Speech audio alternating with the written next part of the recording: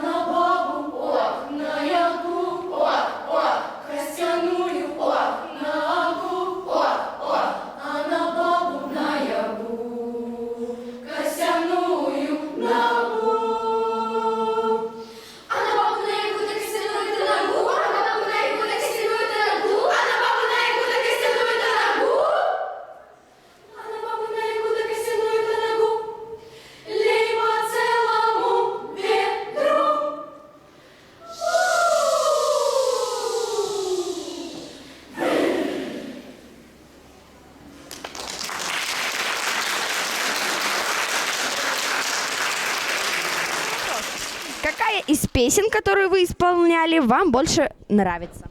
Югота. Югота.